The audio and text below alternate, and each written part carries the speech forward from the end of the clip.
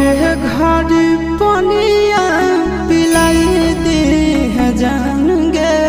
कफन ओढ़ाई दी है टूटत ही जब प्राण गे मोरे घर पनिया पिलाई दी है जान गे कफन ओढ़ाई दी है टूटत ही जब प्राण गे हगे हमारा से तोरा जाती प्यार होता भेंट साक्षात कर लगे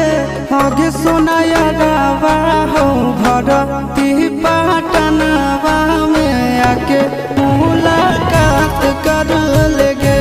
हगे सोनाया रावा हो भर